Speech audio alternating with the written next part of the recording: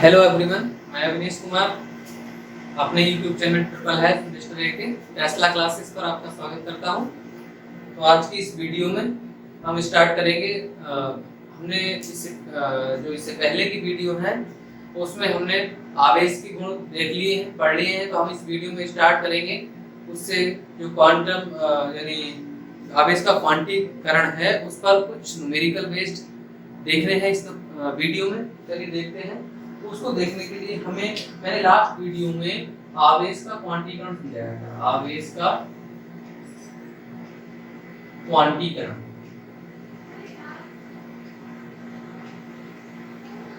Quantization of charge, तो ये मैंने लास्ट वीडियो में समझाया था।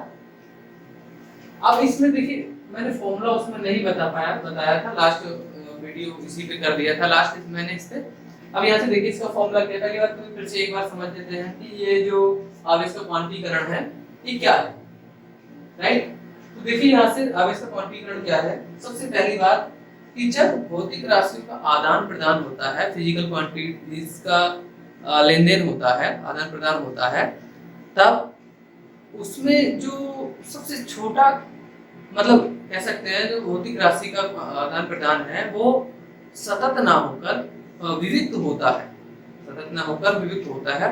तो ऐसे आदान प्रदान को हम क्वांटित कहते हैं। और उसमें जो जिस फिजिकल क्वांटिटी का ट्रांसफर हो रहा, आदान प्रदान हो रहा, उसको हम क्वांटम कहते हैं। क्वांटम पार्टिकल, बहुत सूक्ष्म पार्टिकल, न्यूनतम छोटे से छोटा पार्टिकल जो एक ऑब्जेक्ट से दूसरी ऑब्जेक्ट पर ट्रांसफर किया गया, लेन देन किया गया, उसको हम क्या कहेंगे? क्वांटम। तो क्वांटीकरण का मतलब ये है कि देखिए जब दो राशियों को मतलब दो वस्तुओं को रब किया जाता है, घर्षण किया जाता है, हम जानते हैं कि एक से इलेक्ट्रॉन निकलता है और दूसरी पर चला जाता है। क्वांटीकरण का मतलब ये है कि जब मतलब किसी भी वस्तु पर आवेश जब ट्रांसफर होगा तो पूर्ण रूप से ट्रांसफर होगा, कभी भी आधा इलेक्ट्रॉन ट्रांसफर नहीं होता है एक पदार्थ से दूसरे पदार्थ पर। एक पदार्थ ये है, एक पदार्थ ये है। जब इन्हें रब करें, ठीक है, रब करने से थर्मल एनर्जी मिलती है, यानी एनर्जी जब तक नहीं मिलेगी इलेक्ट्रॉन तब तक नहीं एक पदार्थ से दूसरे पदार्थ पे जाएगा, राइट। तो यहाँ से जो ये पदार्थ वन है, पदार्थ पहला पदार्थ है, या ये जरूरी नहीं कि रब किया हो, इसे किसी प्रकार से हमने क्या किया हो, कोई एनर्जी दी हो। जैसे हम एक्स-रेज डाल सकते हैं 0.1 एंगस्ट्रॉम से 10 एंगस्ट्रॉम तक, मतलब वेवलेंथ के हिसाब से उस पे एंगस्ट्रॉम डालते हैं, किसकी मतलब वेव डालते हैं, एक्स-रेज एक्सटर्नल डालते हैं किसी पदार्थ पर।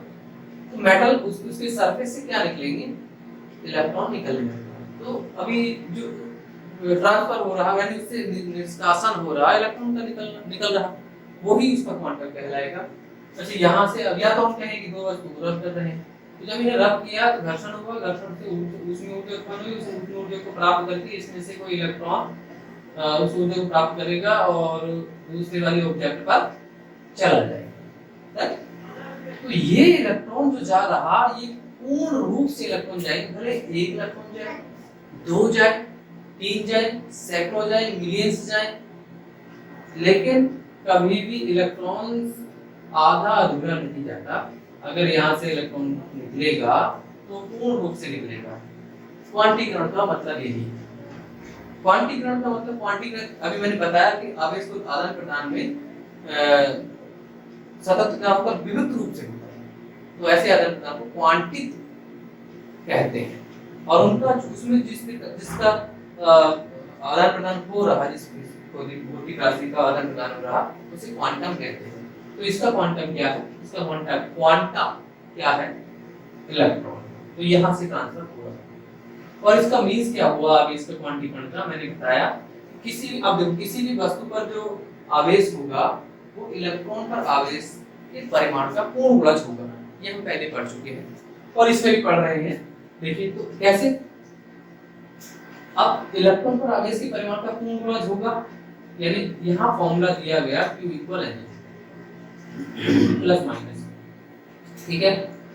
यहाँ से जो n है वो n एक पूर्ण नंबर है, ये E जो है n है इलेक्ट्रॉनों का नंबर, इलेक्ट्रॉनों की संख्या, ठीक है। और E क्या है? E है आवेश, इलेक्ट्रॉन पर आवेश, पर आवेश।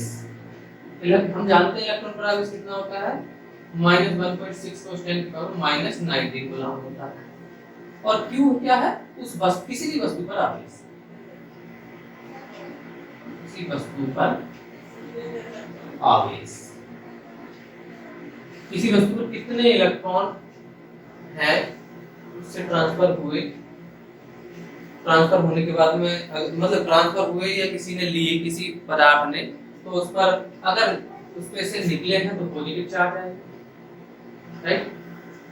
एक पदार्थ से निकले हैं तो पॉजिटिव चार्ज आएगा, और किसी ने अगर एक्सेप्ट किए हैं तो नेगेटिव चार्ज आएगा। कितने इलेक्ट्रॉन्स किए हैं, और वो इलेक्ट्रॉन्स बता रहा है इलेक्ट्रॉनों की संख्या, इलेक्ट्रॉन डेंसिटी, इलेक्ट्रॉन घनत्व है, स्मॉल n। और यहाँ पर जो स्मॉल n है वो कभी भी हाफ नहीं होगा, आधा नहीं होगा, इंटीजर होगा, पूर्ण नंबर होगा। तो इसीलिए इसकी डेफिनेशन बनती है किसी भी वस्तु पर आवेश इलेक्ट्रॉन पर आवेश के परिमाण का पूर्ण गुणज होता है। इट डज नॉट, मतलब इसमें क्या है, इट डज नॉट पॉसिबल, क्या 1.2 e plus minus and minus plus minus 1 plus 1.2 e 1.5 e, ये कितने इलेक्ट्रॉन, चलो एक चला जाएगा, आधा नहीं जा सकता, 1/3 नहीं जा सकता, एक का जाएगा तो पूरा इलेक्ट्रॉन जाएगा, और एक बार तो कई भी तो बहुत सारे इलेक्ट्रॉन जा सकते हैं, और एक इलेक्ट्रॉन भी जा सकता है, आधा इलेक्ट्रॉन। इससे हम ये समझे, तो ये फॉर्मूला हुआ मिला हमें किसी भी वस्तु पर आवेश का, और ये कब बनेगा, अब देखो आवेश तो सभी पर होता है ना, तो सॉरी इलेक्ट्रॉन तो सभी में होते हैं ना, तो आवेश तब जनरेट होगा जब एक वस्तु से दूसरी वस्तु में आवेश जाएगा। लेकिन टोटल आवेश किसी भी वस्तु में, ऑब्जेक्ट में, एक सिस्टम में, एक निकाय का कुल आवेश जो होता है वो जीरो ही माना जाता है। ये आवेश संरक्षण के सिद्धांत से हम समझ चुके हैं, ठीक है। तो ये समझाने की जरूरत नहीं है, क्योंकि कुल निकाय का हम पहले घर्षण से पहले का आवेश निकालें तो जीरो आता है, घर्षण के बाद का निकालें तो भी जीरो आता है। घर्षण से पहले जीरो है, कुछ नहीं है, लेकिन जैसे इलेक्ट्रॉन चला गया या प्लस या माइनस, अब इन दोनों को ऐड करेंगे प्लस और माइनस को, तो दोनों खत्म हो जाएंगे। एक कूलम यानी मान लिया सपोज कि 1 कूलम चार्ज होगा 1 वाट, पर एक इलेक्ट्रॉन के ट्रांसफर से कितना आवेश उत्पन्न हो सकता है, ये 1 कूलम नहीं होगा। यहाँ से उसको हम देखते हैं कि देखिए यही क्वेश्चन बनता है। अब इस पे न्यूमेरिकल करना स्टार्ट करते हैं, इस पर न्यूमेरिकल करते हैं कुछ, और उसके बाद हम कूलम का नियम देखेंगे। रेज करता हूँ इसको, देखिए यहाँ से पहला क्वेश्चन यही है कि किसी धातु की गोले को, किसी धातु के गोले को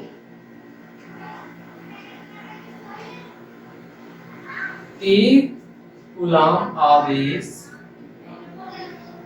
से धनावेशित करने में उससे कितने इलेक्ट्रॉन निकालने होंगे, कितने इलेक्ट्रॉन निकालने होंगे, निष्कासित करने होंगे, राइट। तो ये है क्वेश्चन, इसका सॉल्यूशन देखेंगे। देखिए ये क्वेश्चन है, हम इसके सॉल्यूशन में देखेंगे कि देखिए ये चीज जो हम देख रहे हैं, ये हमने 10th क्लास में भी एक बार पढ़ चुके हैं। अब यहाँ स्टार्टिंग है तो हमें ये करना जरूरी है। तो यहाँ से देखेंगे हमें गिवन क्या है। सबसे पहले जो अभी मैंने फॉर्मूला लिखा, फॉर्मूला बताया आपको, वही फॉर्मूला यूज होने वाला है इसमें। क्या फॉर्मूला यूज होने वाला है? Q इक्वल है, पहले गिवन जो होता है वो दिया जो होता है उसको नोट करते हैं। दिया, सॉल्यूशन स्टार्ट करते हैं, पहले लिखेंगे दिया, क्या दिया है वो चीज नोट कर लेंगे। दिया, देखिए सबसे पहले Q का वैल्यू दिया है 1 कूलम, क्योंकि कूलम जो यूनिट होता है वो आवेश का मात्रक होता है, आवेश का यूनिट होता है। अच्छा दूसरी चीज क्या दी है? अच्छा इसमें क्या था कि इलेक्ट्रॉन को 1 कूलम चार्ज करने में आवेश मतलब आवेश तो कर रहे हैं, एक कूलम गोले को एक कूलम सॉरी एक धातु की गोली को एक कूलम आवेश से धनावेशित करते हैं, मतलब इससे इलेक्ट्रॉन निकलेंगे कितने, वो चीज निकलवा रहा है, यानी वो है n, राइट। तीसरी चीज ये जब चीज दी है और इसको निकालना है तो हम जानते हैं we know that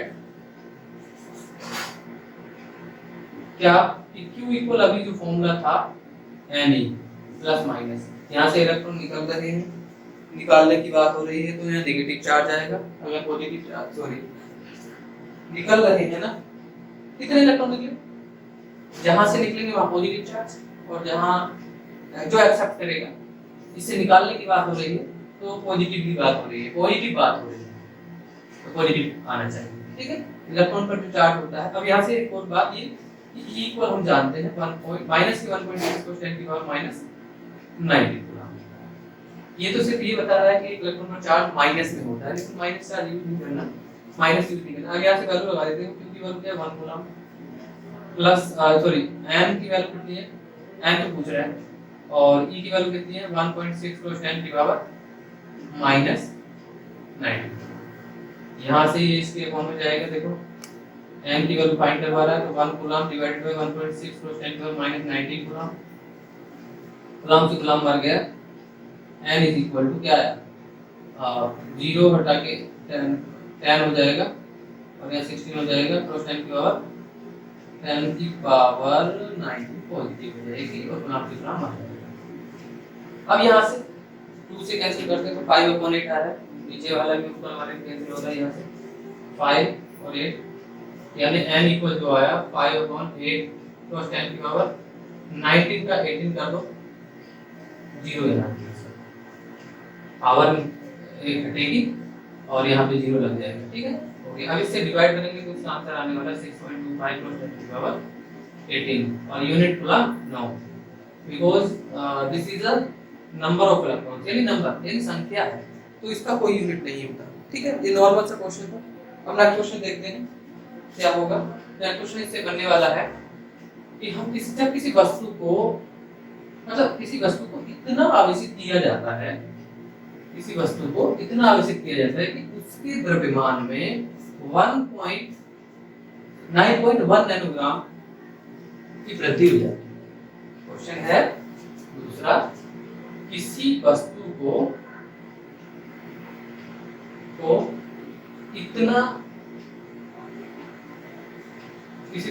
इतना आवेशित किया जाता है, आवेशित किया जाता है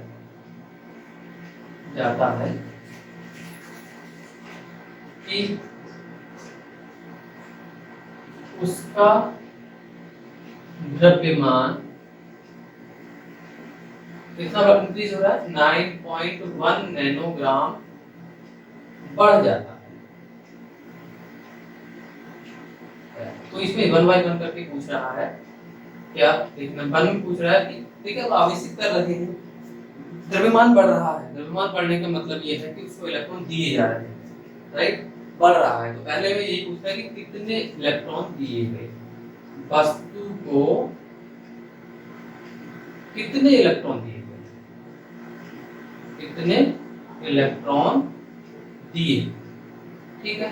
दूसरा मान में पूछेगा, दूसरा क्वेश्चन ये है कि आवेश का प्रकार, मान का प्रकार क्या है, आवेश का मान व प्रकार क्या, राइट, ओके। अच्छा, समझने की बात यहीं पर है, सबसे पहली बात वस्तु कितने इलेक्ट्रॉन दिए ये चीज निकालने की है, फाइंड होगी ये होगी।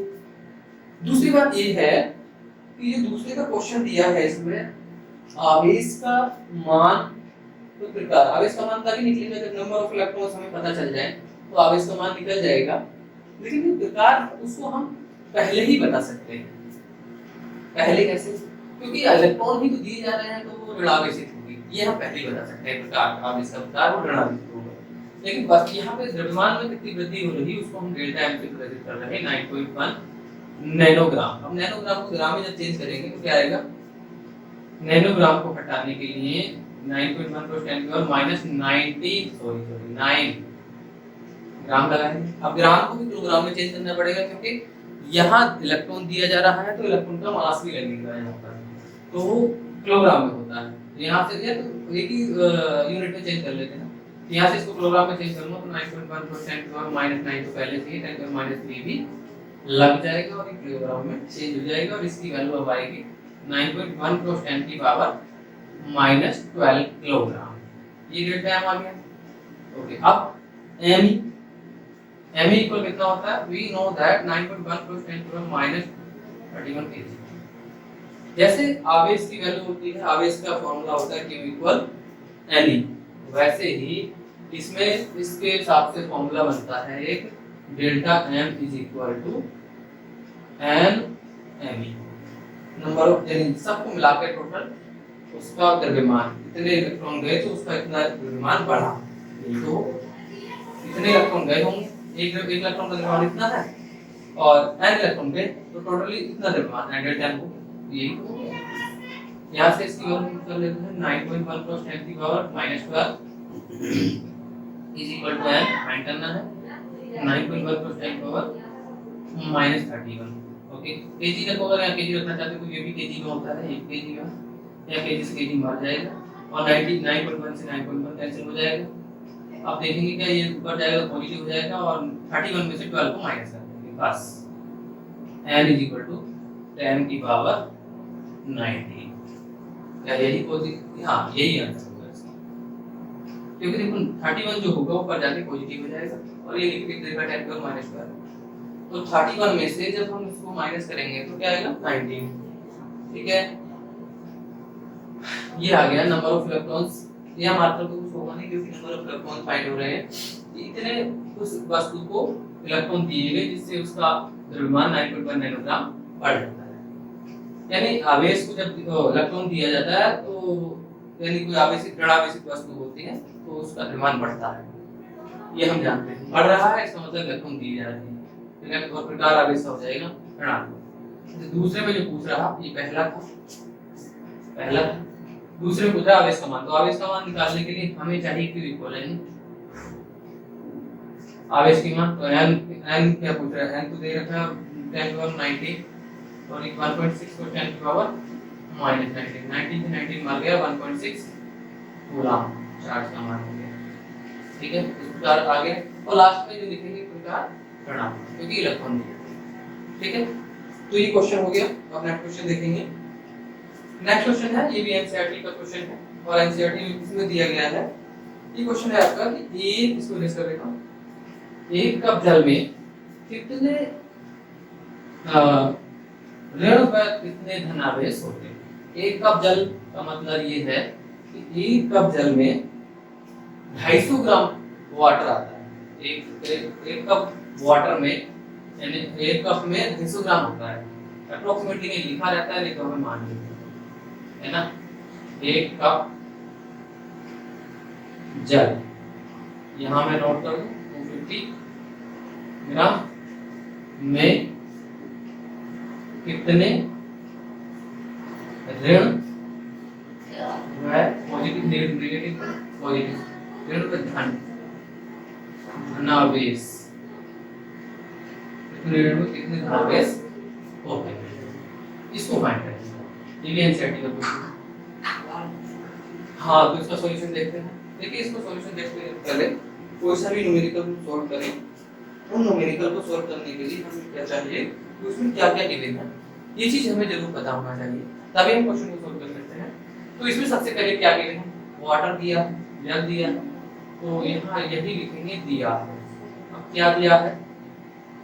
जल का ग्राम भार, H2O का ग्राम भार कितना दिया है? 250 ग्राम। ठीक है, दूसरा और इसका अनुभार हम जानते हैं। अच्छा, इसका क्या जरूरत पड़ेगी तभी ये लिख रहे हैं, बाकी चीजें दी है और तो कुछ है नहीं। इसका आवाज तो हमें पता है, तो इसलिए इसका अनुभार भी हमें याद होना चाहिए। तो अनुभार होता है 1 दिन का। ओके, अच्छा, एक फॉर्मूला हम जानते हैं, यहाँ से लिख सकते हैं, वी नो दैट, हम जानते हैं क्या कि N/Na = small M over capital M. यहाँ से इस कैपिटल एम जो हो गया अणुओं की संख्या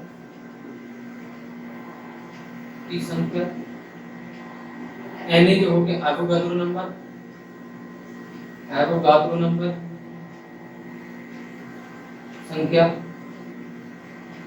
यानी इसकी जो वैल्यू होती है 1 मोल इज इक्वल टू कितना, 1 मोल इज इक्वल टू कितना होता है, यानी एक अणु इज इक्वल टू कितना होगा 6.023 into 10 की पावर 23, ये वैल्यू होती है जो कि एवोगाड्रो है।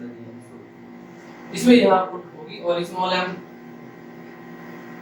यहाँ स्मॉल एम इसको निकालेगा, राइट, कैपिटल एम इसको निकालेगा, मॉलिक्यूलर वेट, ठीक है।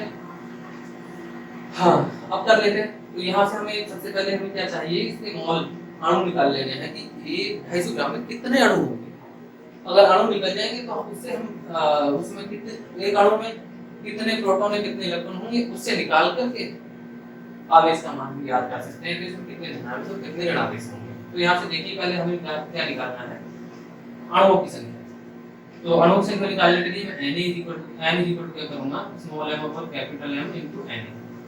यहाँ से इसकी n स्मॉल m की वैल्यू कितनी है 250/18 इनटू n की वैल्यू 6.023 इनटू 10 की पावर 20। ये n की वैल्यू आ गई। अणु कितने अणु हैं, ये जो है कितने अणु हैं, कितने 250 ग्राम वाटर 250 ग्राम जल में इतने अणु। तो पहले हमें एक अणु का मतलब एक अणु में कितने प्रोटॉन या कितने इलेक्ट्रॉन हो सकते हैं वो देखेंगे। देखो H2O फॉर्मूला, एक हाइड्रोजन मतलब हाइड्रोजन में सिंगल हाइड्रोजन में एक प्रोटॉन होता है और एक इलेक्ट्रॉन होता है। दो हाइड्रोजन है तो दो प्रोटॉन होंगे और दो ही इलेक्ट्रॉन होंगे, ठीक है। ऑक्सीजन का देखो 1H1 लिखते हैं ना। अच्छा, ऑक्सीजन की बात करें तो 8 और 16 होता है, तो यानी 8 तो इसमें क्या होंगे प्रोटॉन होंगे और 8 ही क्या होंगे इलेक्ट्रॉन। अब एक मॉलिक्यूल में मैं अगर प्रोटॉन को देखूं तो देख हो रहे हैं 10 क्या प्रोटॉन, और इलेक्ट्रॉन को देखो तो क्या हो रहा है 10 इलेक्ट्रॉन। इसका मतलब है कि दोनों बराबर संख्या में होंगे एक अणु में। H2O एक तो अणु हुआ, तो H2O की एक अणु में यहां से नोट कर सकते हैं H2O के एक अणु में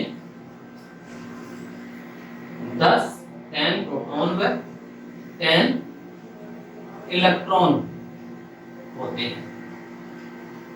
अब इनका आवेश हम जानते हैं विपरीत प्रकार का होता है, किसी एक के लिए निकालेंगे तो दूसरे के लिए अपने आप निकल जाएगा, वही होगा लेकिन अब उसका अपोजिट मान लिया जाएगा, ठीक है। तो यानी एक अणु में कितने क्या होते हैं, कितने प्रोटॉन या इलेक्ट्रॉन। तो मैं एक के लिए निकालूंगा तो मैं क्या करूंगा 250 ग्राम जल में ऋण आवेश से धनावेश की संख्या, यहाँ पे 250 ग्राम H2O में धनावेश या ऋण आवेश। तो उसके लिए क्या होगा आपको पता है, आवेश निकालना तो इक्वल n मतलब क्या है अणु। पहले अणु एक अणु में इतने हैं, एक अणु में इतने हैं तो इसमें कितने होंगे, यानी n into 10 प्रोटॉन का 10 इलेक्ट्रॉन समझ में आ गया। एक में इसमें 10n कर सकते हैं, ऐसे 10n और e 10e एक होगा एक अणु।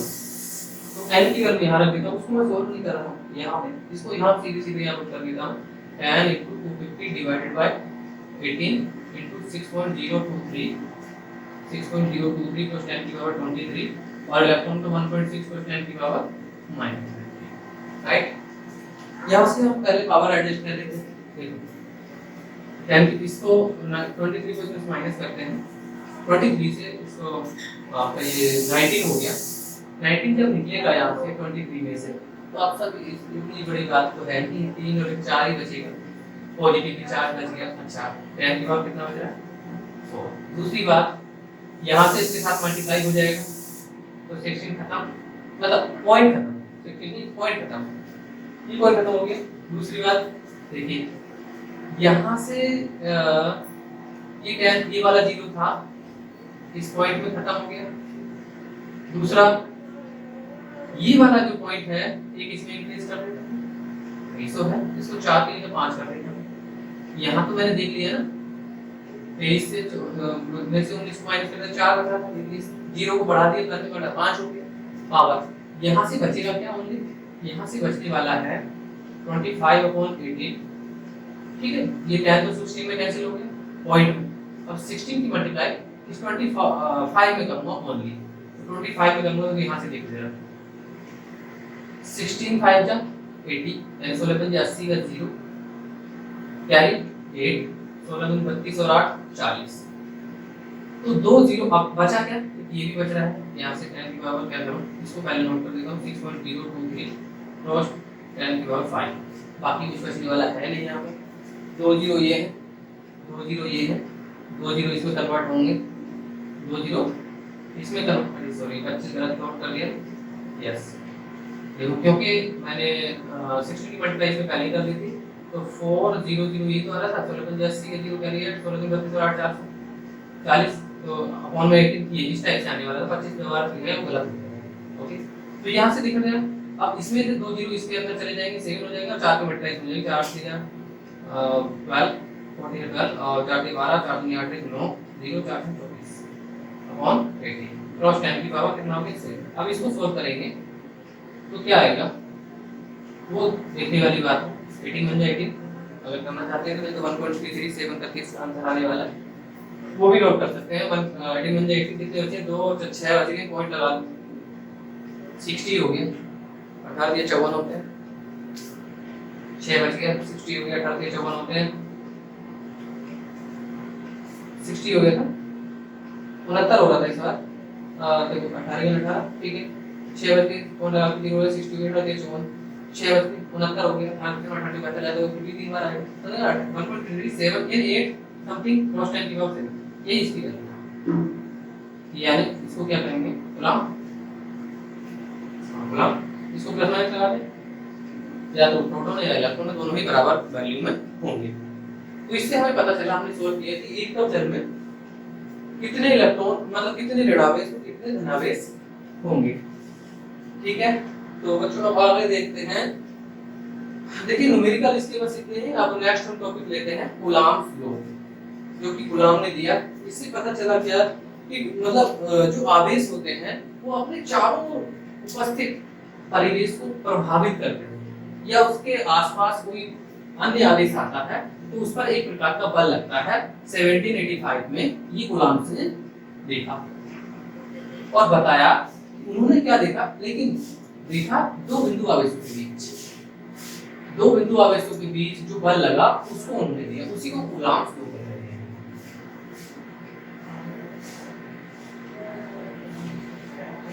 कूलाम्ब का नियम, ठीक है, कूलाम्ब लॉ।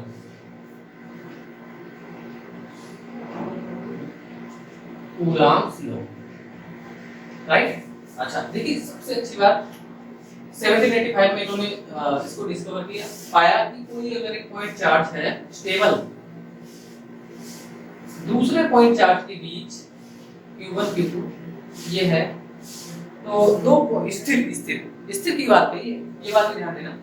दो स्थिर बिंदु आवेशों के बीच में लगने वाला आकर्षण, क्योंकि इसको समझिएगा, आकर्षण तथा प्रतिकर्षण बल, आकर्षण तथा प्रतिकर्षण बल, ये के बीच दूरी r मान लें। आकर्षण तथा प्रतिकर्षण बल उन दोनों आवेशों की गुणनफल के दो अनुक्रमानुपाती multiplication of both charges Q1 and Q2, ठीक है। The force is directly proportional to the product of both charges, दोनों चार्जेस के मल्टीप्लाई के अनुक्रमानुपाती समानुपाती होता है, ये उन्होंने बताया। स्थिर आवेशों के बीच लगने वाला आकर्षण है प्रतिकर्षण बल।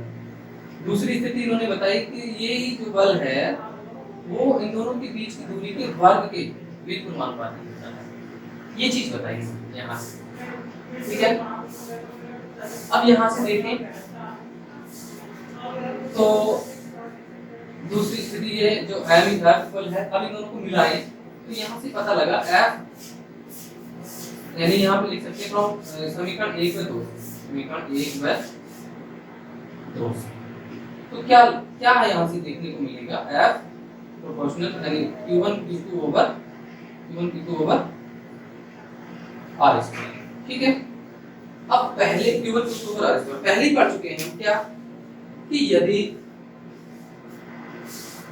को भी किसी भी फॉर्मूले में फिजिक्स में जब ये प्रोपोर्शनल का साइन आता है, अगर हम इसको हटाते हैं यहाँ से, तो क्या देखेंगे हम, क्या करेंगे वहां पर कोई कांस्टेंट यूज करेंगे, कांस्टेंट यूज करेंगे, f की जगह क्या यूज करेंगे बताइए, तो सॉरी ये एप्रोक्सीमेट मैं एक स्मॉल के लगा देता हूं, स्मॉल के, क्योंकि अभी मैं कैपिटल के आगे यूज होने वाला है उसको देखेंगे, इसलिए मैं यहाँ क्या कर रहा हूँ स्मॉल के ये लगा दिया यहाँ पर, और Q1 Q2 को यहाँ इस टाइप से रख दिया और ये आगे स्क्वायर रख दिया। ठीक है, के क्या है, एक कांस्टेंट, जहां जहां ऐसा लिख सकते हैं जहां के बराबर क्या है, नियतांक, समानुपाती नियतांक। ठीक है, स्मॉल के है समानुपाती नियतांक। अच्छा ठीक है, ये जो समानुपाती नियतांक है, अब मैं बात करूं ये इसके इक्वल क्या होगा अगर मैं निर्वात के लिए कहूं इसकी वैल्यू, क्योंकि ये जो पॉइंट है वो किस कंडीशन में रखे हुए हैं ये इस बात पर भी डिपेंड करता है। तो यहाँ मैं सिर्फ कह रहा हूँ निर्वात या वायु के लिए, और वैक्यूम और एयर, निर्वात या वायु के लिए के इक्वल क्या होगा, के इक्वल होता है 1/4 पाई एप्सिलॉन। ठीक है, अच्छा वैसे मैं 1/4 पाई एप्सिलॉन लगा सकता था यहाँ, इसके लिए यूज कर सकता था, अगर मैं यहाँ इसको नहीं करता, देखो यहाँ पे मैंने यूज कर लिया के इक्वल 1/4 पाई एप्सिलॉन। अगर कोई भी मीडियम में यहाँ पे ऐसा लिख सकता हूँ कि f इक्वल 1/4 पाई एप्सिलॉन और Q1 Q2 over r square, और इसको मैं क्या कहूँ m इज मीडियम। तो ये एक इक्वेशन, दो इक्वेशन पहले हो चुकी है, इसको मैं थर्ड इक्वेशन ऐड कर लेता हूं। ठीक है, एप्सिलॉन है इसका मतलब है कोई मीडियम, अभी एग्जैक्ट हमें पता नहीं है कि किस मीडियम में रखा है, ये दोनों चार्ज किस मीडियम में। अब मैंने आगे जब मैंने सोल्व किया तो मैंने यह कहा कि निर्वात या वायु के लिए k इक्वल क्या होगा 1/4 पाई एप्सिलॉन नॉट।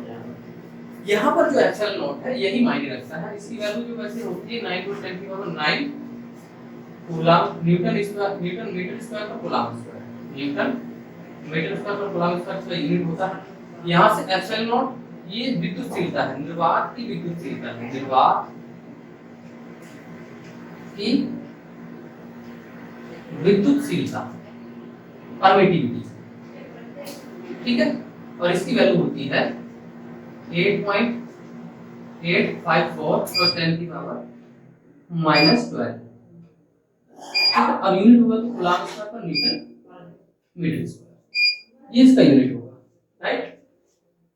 अब यहां से देखने की बात ये है कि k equal 1/4 pi epsilon not, इसकी वैल्यू ये है। अब निर्वात के लिए तो ये था, किसी मीडियम के लिए मैंने ये लिया, और मैं यहाँ जब वैल्यू इसको लिख रहा हूँ तो हमारा फोर्स क्या होगा, इस फोर्स को मैं F नोट कर दूं, F नोट इसलिए कि निर्वात के लिए वायु के लिए किया, तो यहाँ से मैं k के लिए क्या रखूंगा 1/4 पाई एप्सिलॉन नॉट रखूंगा, और Q1 Q2 over r square, ये हो गया, इसका यूनिट होता है न्यूटन। आगे ये यूनिट आएंगे मैं आगे बताता है। तो यहाँ से फॉर्मूला है निर्वात के लिए F equal F not equal 1/4 pi epsilon not Q1 Q2 upon r square. ठीक है ना, यहाँ से इसको मैं second third fourth equation add कर लेता हूँ। ठीक है, इतनी बड़ी बात नहीं, कूलम करनी बहुत इजी है, ये सब जानते हैं।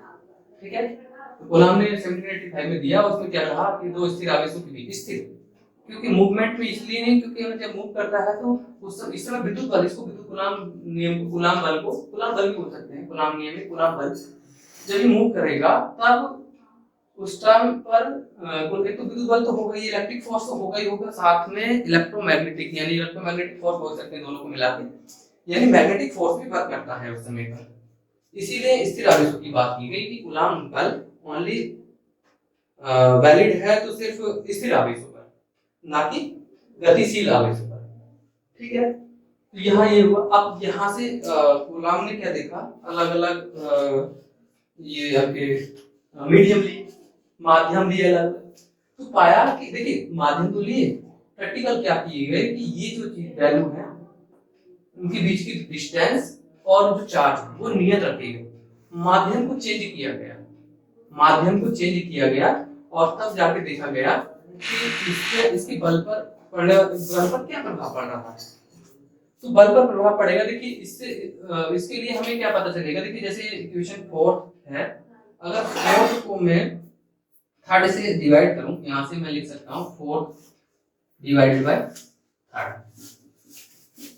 तो देखा जाएगा, यहां से देखिए मैं इसको दोनों को डिवाइड करता हूं तो बचेगा क्या, यहां से F not divided by F M equal, यहां से ये दोनों चीज तो कैंसिल होने वाली है, यानी ऊपर यहाँ बचने वाला है 1/एप्सिलॉन नॉट और नीचे बचने वाला है 1/एप्सिलॉन, जो कि मीडियम का माध्यम की विद्युतशीलता है। ये तो निर्वात की विद्युतशीलता है और ये माध्यम जिस भी माध्यम में है।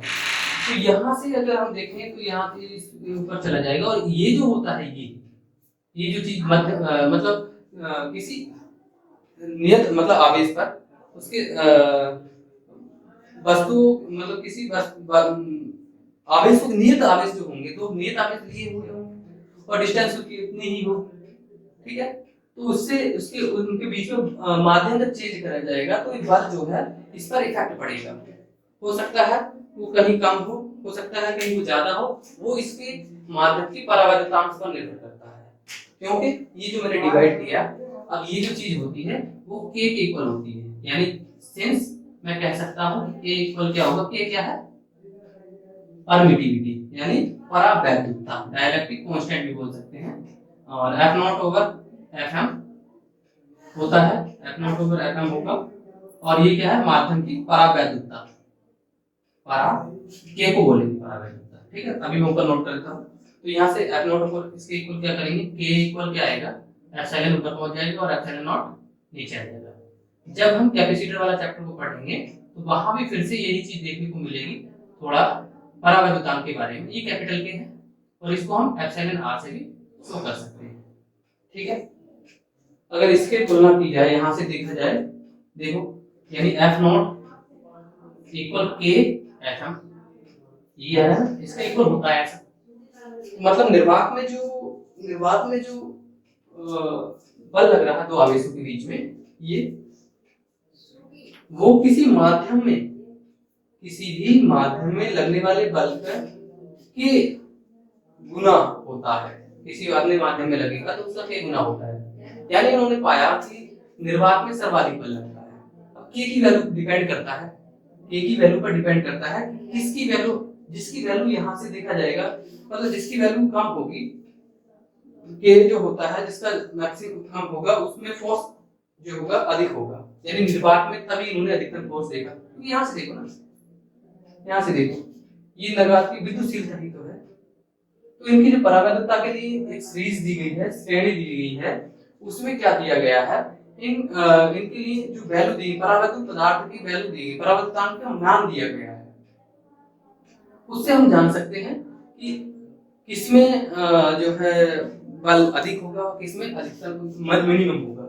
वो ये देखिए जैसे एयर यानी हवा के लिए इन्होंने क्या कहा, यानी टेम्परेचर पे डिपेंड कर रहा है। टेम्परेचर एट इन्होंने कहा एट 20 डिग्री सेल्सियस पर, यानी 20 डिग्री सेल्सियस ताप पर परावैद्युत, ये मैंने के को क्या बोला, मैंने नाम लिखा है, चलो यहाँ पे इसको मिटा देते, थोड़ा सा इसको मिटा देता हूँ, गुलाम से तो चल ही रहा है ये, तो मैं यहाँ के लिख देता हूँ कि क्या है परावैद्युतता, परावैद्युतांक, परावैद्युतांक, ठीक है। इंग्लिश में डाइलेक्ट्रिक कांस्टेंट भी बोल सकते हैं और इसको हम स्पेसिफिक इंडक्टिव कैपेसिटी भी बोल सकते हैं, ठीक है, अलग अलग नेम है। तो ये जो वैल्यू है k की जो वैल्यू है वो किस किस चीज पर डिपेंड कर रही है, देखो मतलब k की वैल्यू जो मटेरियल है, माध्यम की बात हो रही है, k यानी q1 और r1, q1 q2 और r3 तो चेंज हुई नहीं है, तो माध्यम चेंज होगा तो उसका बल भी चेंज होगा, ये चीज यहाँ से भी शो कर रही है, ठीक है। तो अब ये जो इनकी कुछ चीजें होती हैं, जैसे हवा हो गई, हवा के लिए इसका मान होता है ये क्या है माध्यम, यहाँ क्या लेंगे हम माध्यम, और यहाँ क्या होगा इसका मान, तो हवा लिया, हवा के लिए होता 1.00059, ठीक है। कांच ग्लास लिया हमने, ग्लास में होगा 2 से 10 तक, 2 से 10, ठीक है। अभ्रक लिया, अभ्रक के लिए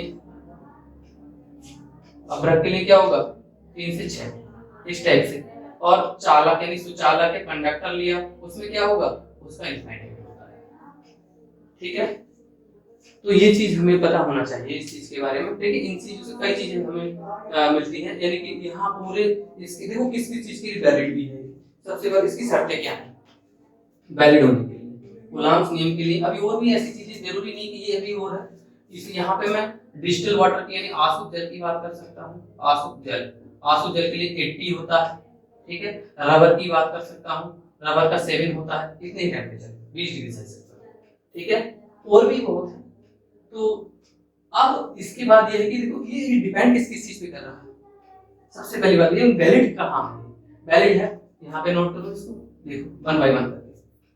1 ये जो वैलिड है वो दो स्थिर आवेशों के बीच में है। स्थिर आवेशों, आवेश कैसे होने चाहिए स्थिर होने चाहिए तभी वैलिड है। ये कूलम्ब में जो बल है, कूलम्ब का नियम है, वो आवेश कैसे होने चाहिए स्थिर आवेश होने चाहिए, स्थिर आवेशों पर वैलिड है। दूसरा देखो स्थिर मूवमेंट में क्या होगा आवेशों में एक बल लगने लगेगा जिसे हम कहते हैं चुंबकीय बल। ठीक है, इसलिए दूसरा ये है माध्यम पर भी डिपेंड करता है। ठीक है ना, माध्यम स्थिर आवेशों पर हो गया, स्थिर आवेशों पर ही काम करेगा, और माध्यम पर तो क्या डिपेंड कर ही रहा है, माध्यम पे तो कम गति हो सकता है। लेकिन ये कह सकते हैं कि ये जो होगा वो 10⁻⁻15 से कम नहीं होना चाहिए। 10⁻⁻15 से कम या इस पर वर्क नहीं करेगा कूलम्ब बल, इतने डिस्टेंस पर दूरी पर या इससे कम दूरी पर काम नहीं करेगा। उसका रीजन ये कि इतने से कम डिस्टेंस पर कूलम्ब बल नहीं, न्यूक्लियर फोर्स है, नाभिकीय बल काम करता है। ठीक है,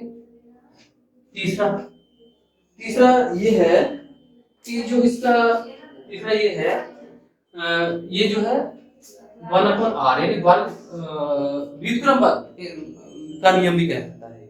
व्युत्क्रम या व्युत्क्रम का नियम भी कहलाता है। ठीक है, और क्या क्या चीज हो सकते हैं, एक तो चार्ज हो गया। ठीक है ना, चार्ज स्थिर होनी चाहिए, मूवमेंट नहीं होनी चाहिए, और ये जो है दूरी जो है 10⁻⁻15 से कम होनी चाहिए, और ये व्युत्क्रम बल का नियम भी कहलाता है। ये हो गया। ठीक है, अगली वीडियो में हम देखेंगे, आप इसको करते हैं, इसके बाद हम देखेंगे सदिश, इसका जो कूलम्ब नियम है इसका सदिश रूप देखेंगे, और इस पर बेस्ड न्यूमेरिकल देखेंगे। Thank you for watching.